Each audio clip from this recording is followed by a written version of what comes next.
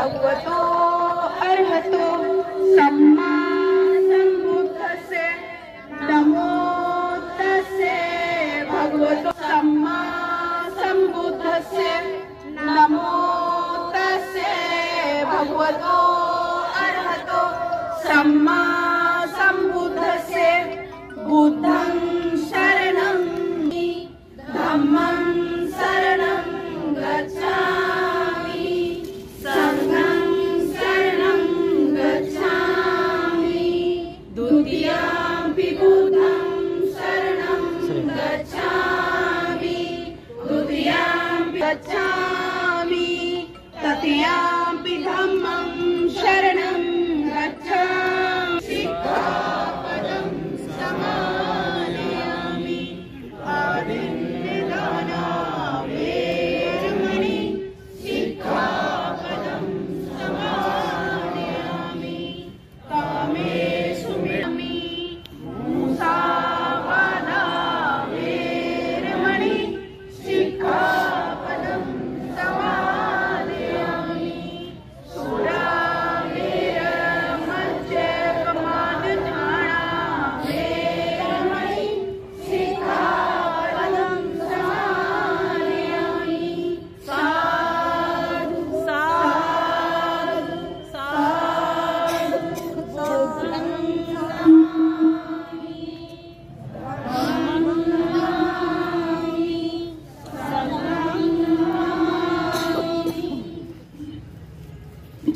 की 22 प्रतिज्ञाओं को धारण करती हूँ, ऐसा मैं यहाँ से प्रण ले रही हूँ। आपकी जैसे शपथ लेते हैं ऐसा हाथ आगे करेंगे।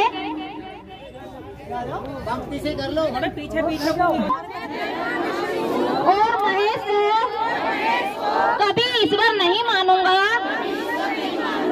या मानूंगी और नहीं उनकी कभी पूजा करूंगी। मैं राम और कृष्ण को ईश्वर नहीं मानूंगी और न ही उनकी कभी पूजा करूंगी। मैं गौरी और गणपति इत्यादि हिंदू धर्म के किसी भी देवी देवताओं को नहीं मानूंगी और न ही उनकी पूजा करूंगी। मैं इस पर विश्वास नहीं करूंगी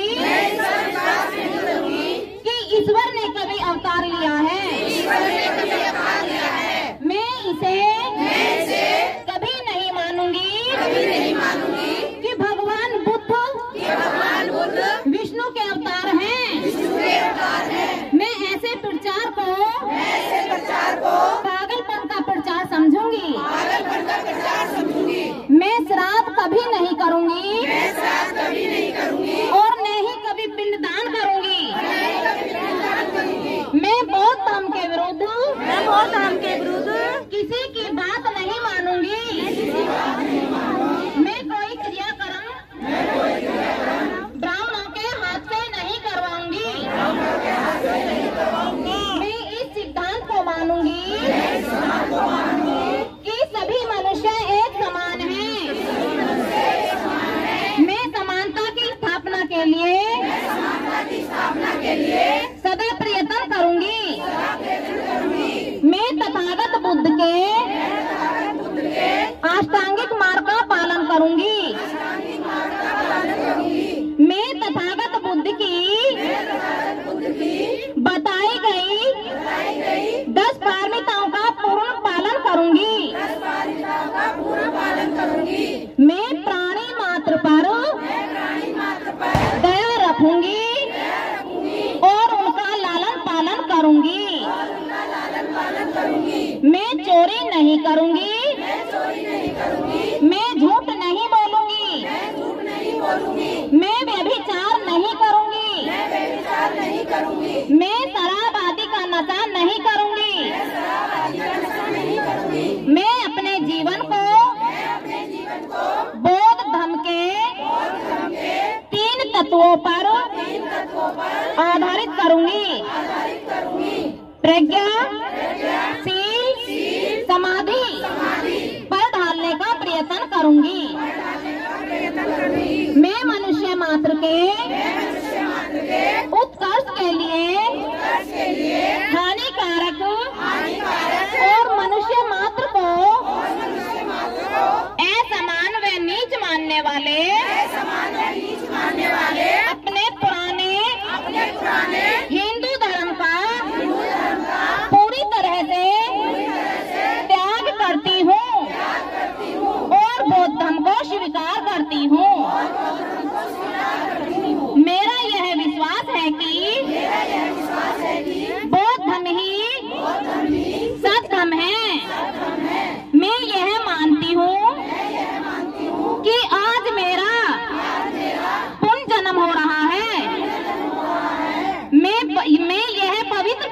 करती हूँ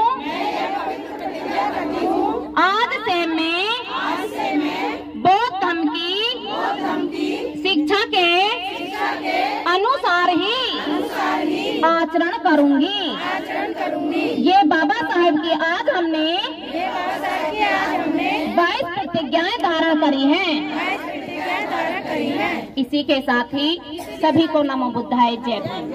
थोड़ी देर के लिए और सभी लोग आ जाइए और अनुशासन में रहिएगा, क्योंकि अगर आप इस डेट का महत्व नहीं समझेंगे तो फिर आपका लॉस होगा, इसलिए आपका लॉस नहीं होना चाहिए।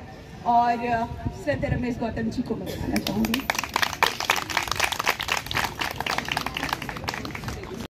इसलिए कह रहा हूँ कि आप में जो टैलेंट है, जो प्रतिभा है, जो लोगों के जीवन से अंधेरा दूर करके उजाला करने की जो क्षमताएं हैं, वो एक एक में के लाखों लोगों की क्षमता अपनी में बैठी हो। तो इसीलिए आप करोड़ों हैं। पहली बात स्वागत। आइए दूसरी बात, समाज के जितने भी शीलवान बैठेंगे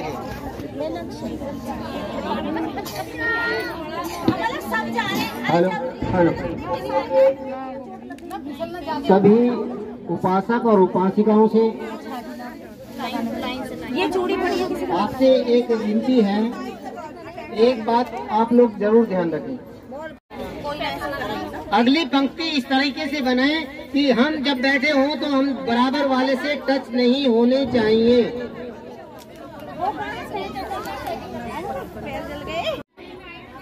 देखिए पंक्तिबद्ध ही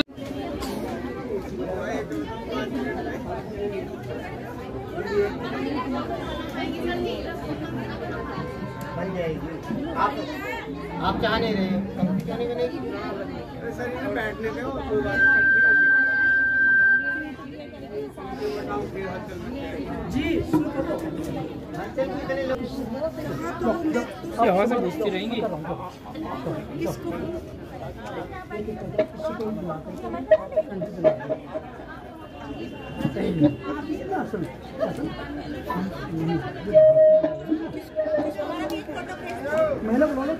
ऐसा हमारे घर के भ्रष्ट उसके बाद दीक्षा, दीक्षा में क्या बोलना है?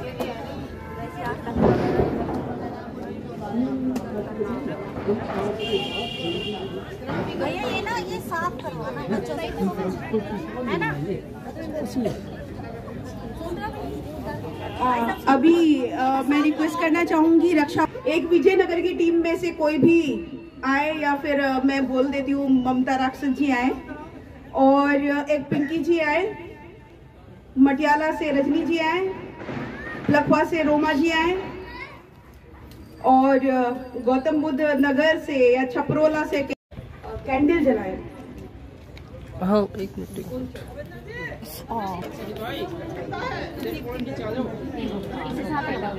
इसी से हाथ लगाओ आप उधर से हाथ लगाओ, सारे एक साथ हो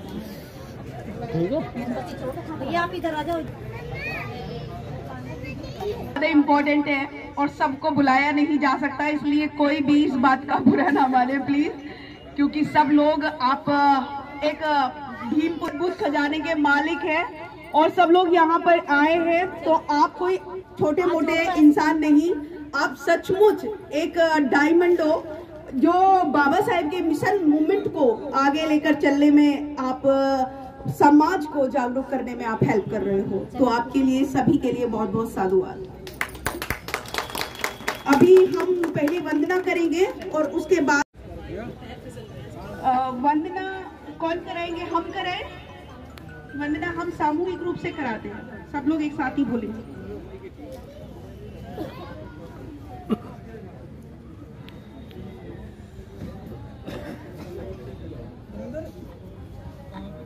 ये रे वो दूसरे बुला रहे हैं यार,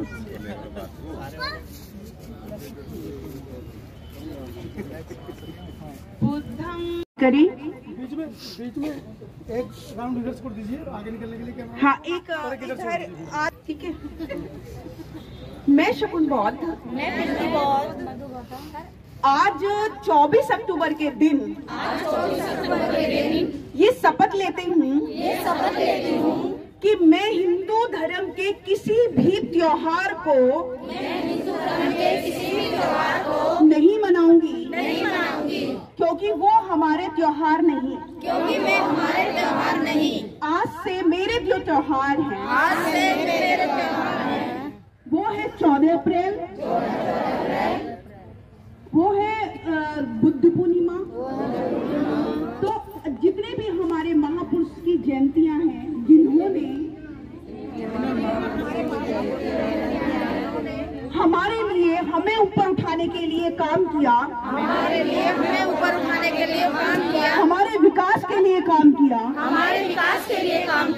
मैं उन्हीं महापुरुषों की जयंतियों को मानूंगी। मैं 25 दिसंबर को अपना पर्व मानूंगी। मैं बाबा साहेब के द्वारा दिलाई हुई 22 प्रतिज्ञाओं का अपना धर्म मानूंगी। ऐसी मैं बाबा साहेब को साक्षी मानकर शपथ लेती हूँ। बहुत बहुत साधुवाद। बाबा साहेब की अंतिम इच्छा, बाबा साहेब की अंतिम इच्छा, बाबा साहेब की अंतिम इच्छा, बाबा साहेब की अंतिम इच्छा, धरती आसमां एक करेंगे, धरती आसमां एक करेंगे। भीम पुत्रियां आई है, भीम पुत्रियां आई है, नारी से आरी बनो, नारी से आरी बनो, सर पर बांधो लाल कफन,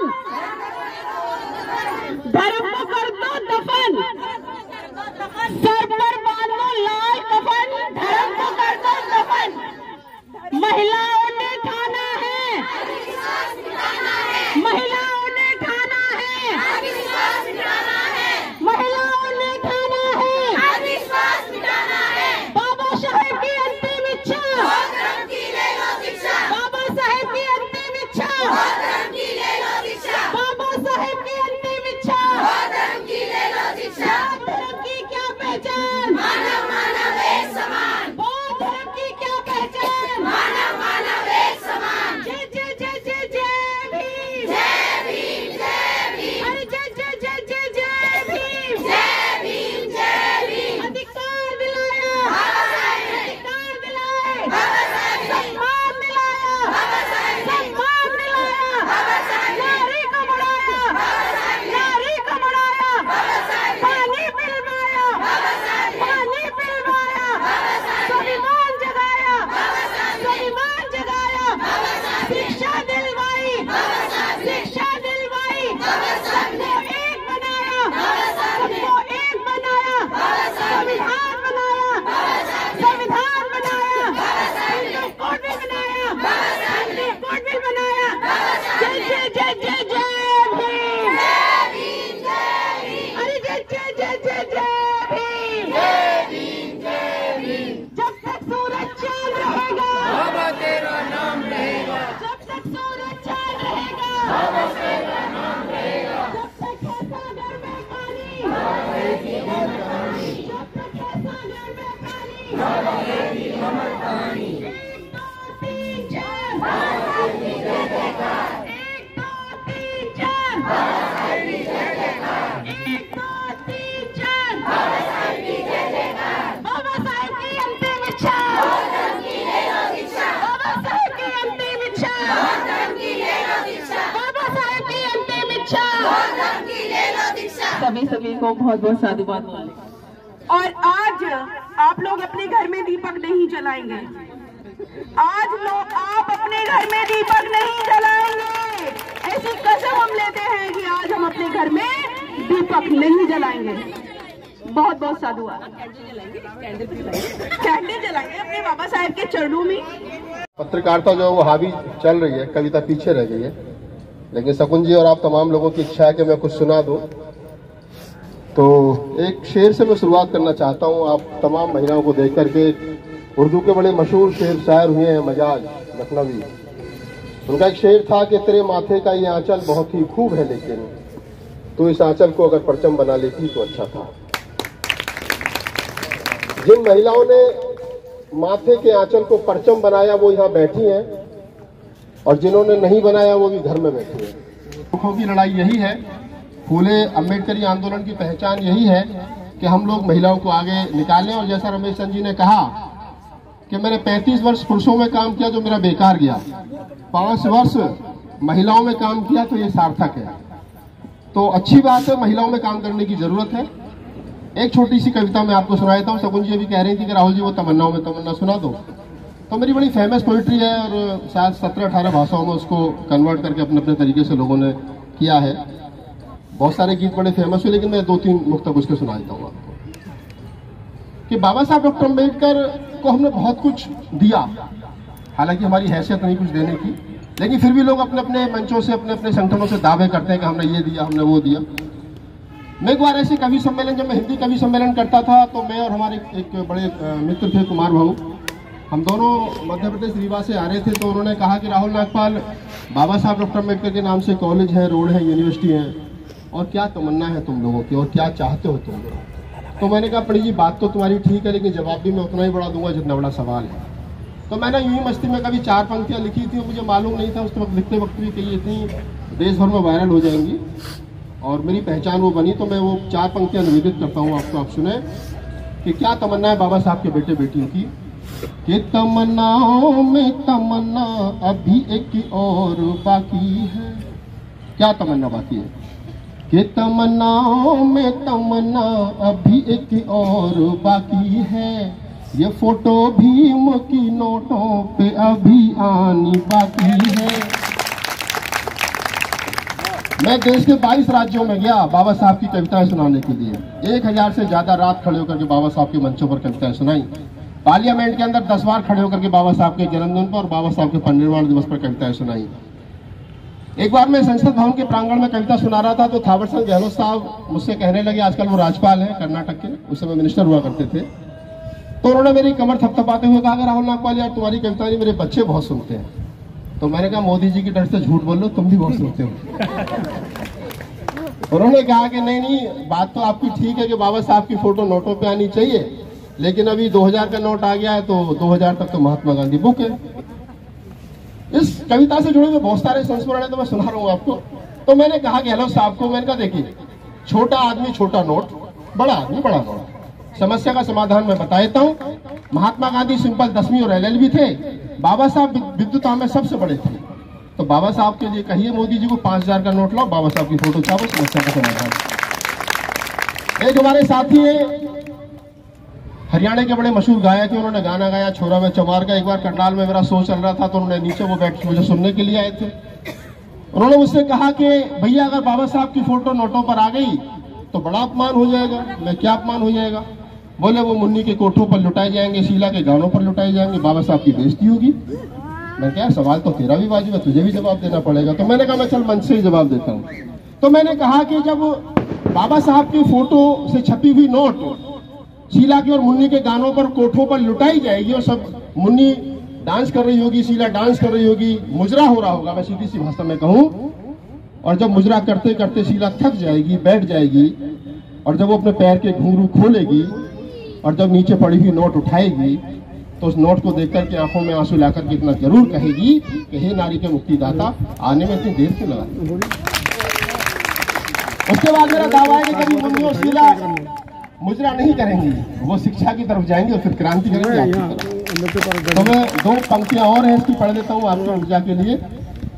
मैंने कहा कि जो कभी बाबा साहब की रात के अंधेरे में फोटो मूर्ति की उंगली तोड़ के चले जाते हैं, कभी चश्मा तोड़ के चले जाते हैं, कभी पूरी मूर्ति को गायब कर देते हैं, लेकिन जब बाबा साहब की फोटो नोटों पर छप गई तो फिर मैं कहूँगा कितने नोटों में आग लगाओगे अब बताओ। 1 घंटे चलेगा। आज दिवाली है, आज तो पूजा भी करेंगे रात को थाली में रख के, तो बाबा साहब की पूजा होगी। तो फिर ये पंक्तियां पूरी करता हूँ कि तमन्नाओं में तमन्ना अभी एक और बाकी है, ये फोटो भीम की नोटों पे अभी आनी बाकी है, और दिवाली के दियों से फिर यहाँ पूजते रहे बाबा, दीवानों भीम को देनी यही सौगात बाकी है, दीवानों भीम को देनी यही सौगात बाकी है। तमन्नाओं में तमन्ना अभी एक और बाकी है, ये फोटो भीम की नोटों पे अभी आनी बाकी है। बहुत बहुत धन्यवाद। जब शकुन जी हैं हमारी बड़ी पुरानी साथी हैं आंदोलन की, जब हमें कविता सुनाता था रमेश जी तो समाज से पैसे लेता था कविता सुनाने के। अब चैनल चलाता हूँ तो गूगल पैसा देता समाज को। मैं 4-5 लाइन ही गाऊंगी अपने बाबा साहब के लिए, क्योंकि मैं तो अकेले ही चली थी, बाबा साहब के पीछे पूरा कारवां चला था, तो मैं उसी के ऊपर 4 लाइन बनाई है, उसी के ऊपर गाऊंगी। अकेली चली थी मैं ना आई अकेली, हो मेरे संग संग, हाँ संग संग आया भीम जी की यादों का मेला, ओ मेरे संग संग आया भीम जी की यादों का मेला। अकेली चली थी मैं ना आई अकेली, मेरे संग संग आया भीम जी की यादों का मेला। जिस भी गली से मैं जब गुजरी, जिस भी गली से मैं जब गुजरी, भीम भीम हो रही चारों तरफ, मेरा दिल हर्षाया। मेरे संग संग आया भीम जी की यादों का मेला। अकेली गई थी मैं ना आई अकेली, मेरे संग संग आया भीम जी की यादों का मेला, ओ मेरे संग संग आया भीम जी की यादों का मेला। जय भीम नमोदय। कृष्णनगर बागों से डॉक्टर भीमराव अम्बेडकर सेवा समिति का अध्यक्ष।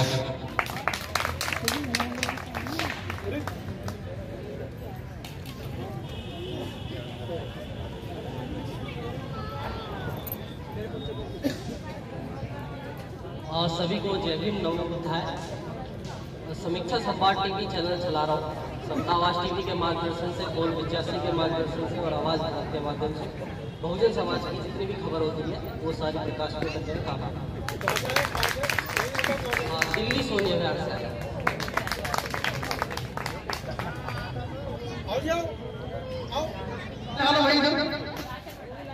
परिचय शुरू हो रहा है। मेरा नाम है मुकुंद, एक छोटा सा रिपोर्टर चैनल सत्तावास टीवी मैं रन करता हूँ पिछले 8 सालों से, और देश के अंदर तमाम बुद्धिजीवी जो अम्बेडकराइज और बौद्ध समाज के लिए काम कर रहे हैं या इस देश को प्रबुद्ध बनाने के लिए काम कर रहे हैं, मेरा उद्देश्य होता है कि उनको आप लोगों तक पहुँचाऊँ। और जैसे कि अभी बहन ने कहा कि अधिकांश बहुत मेरे हस्बैंड हैं, ऐसे ही मैं भी बताना चाहूँगा कि अर्चना गौतम मेरे पीछे धान की तरह खड़ी रहती है, मेरी वाइफ मेरी साथी है।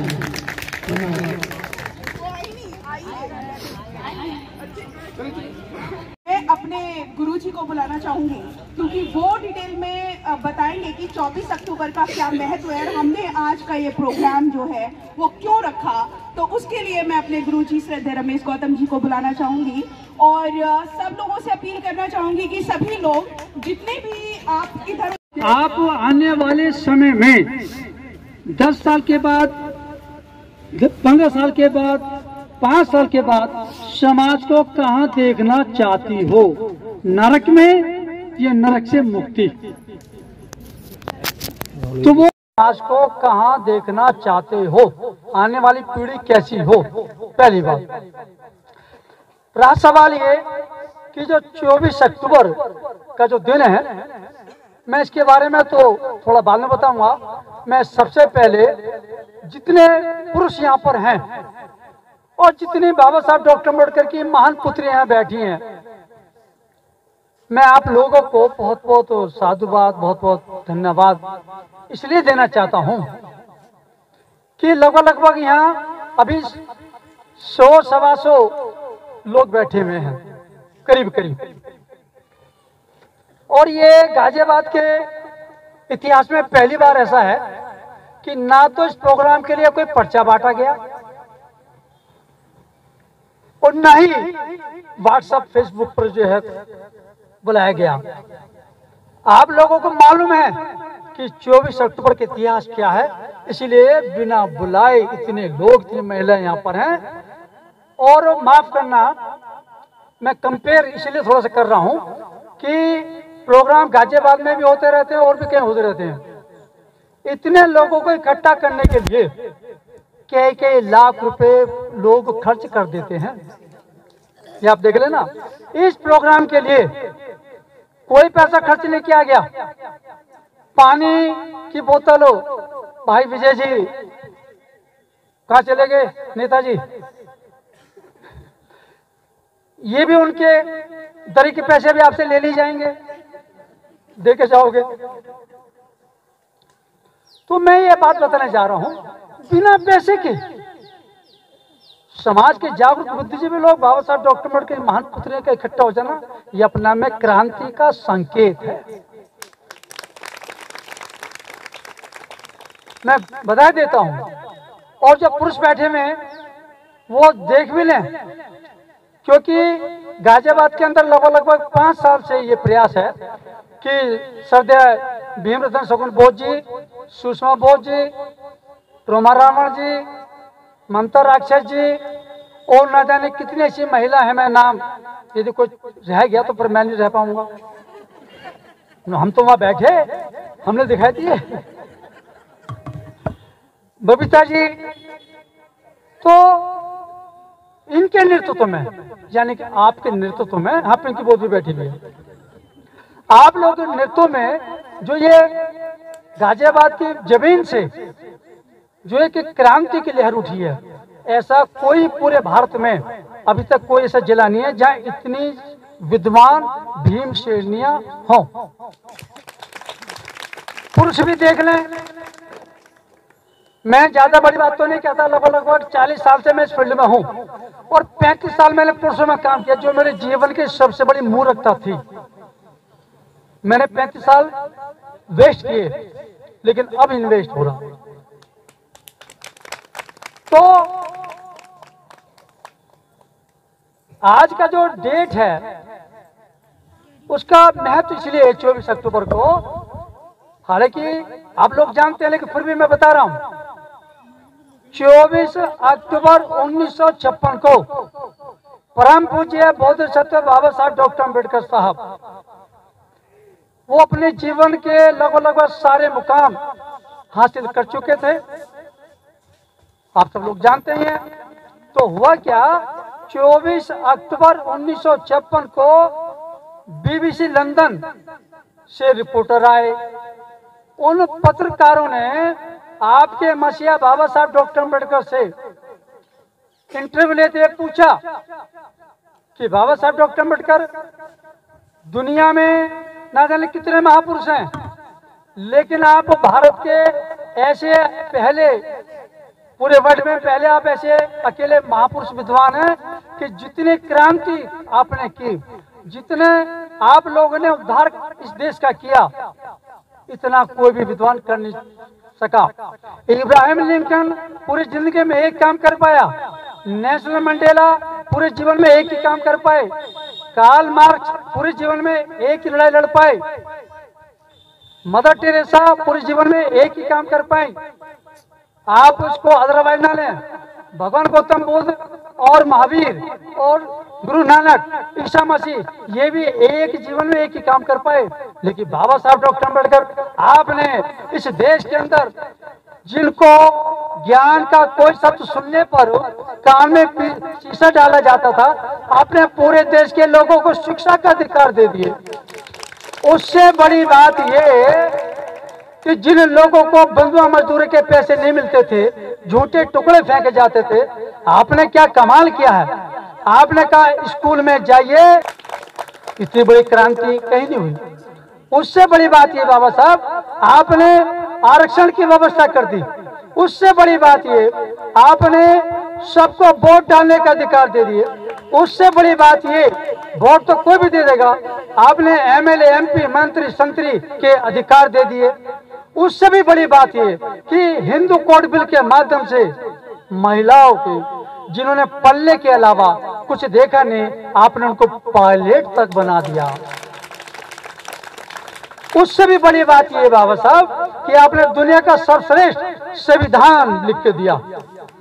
आप डॉक्टर अम्बेडकर कहते हैं इस देश के जो हिंदू हैं वो मुझे गद्दार कहते हैं, मुझे देशद्रोही कहते, मुझे गुलाम कहते, और उन्होंने कितनी बार मेरे पे जानलेवा हमला भी किया। आखिर मेरा अपराध क्या है? तो ये 24 अक्टूबर 1956 की बात है। हम उनके आंसू तो नहीं पहुंच सके, लेकिन जिन हिंदुओं के लिए बाबा साहब ने संकेत दिया था, इस देश के हिंदू मुझे गद्दार कहते हैं, देशद्रोही कहते हैं, जानलेवा हमला किए, आप समझ सकते वो कौन है? तो भीमसेन नहीं हो। हम बाबा साहब के आंसू तो नहीं पहुंच पाए, लेकिन उन लोगों को, उस व्यवस्था को खून के आंसू आपको जरूर रुलाने हैं, क्योंकि वो 24 अक्टूबर 1956 और जब दुनिया से गए 6 दिसंबर से 1.5 महीने का अंतर रहा होगा। तो वो कैसे खून के आंसू रुलाने हैं कि बाबा साहब डॉक्टर जो धम्म क्रांति थी, उस धर्म को उन्होंने ठोकर मारी।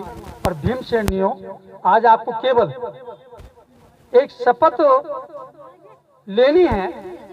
मैं जानता हूं कि आधे से ज्यादा यहाँ पर लोग बौद्ध हैं, लेकिन आप लोग जो अभी दीक्षा लेंगे, सॉरी जो घोषणा करोगे और उसकी जो वीडियो बनेगी, वो इस देश के जिंदे और मुर्दे समाज के लोग देखेंगे कि गाजियाबाद की पृथ्वी पे आखिर ये क्रांति का बिगुल कैसे बच चुका, और वो भी भीमसेनियों के बदौलत। तो इसका ये मायने है। मैं तो लड़ाई से बचना चाह रहा हूं, आप तय कर लो कि कौन चाहेंगे।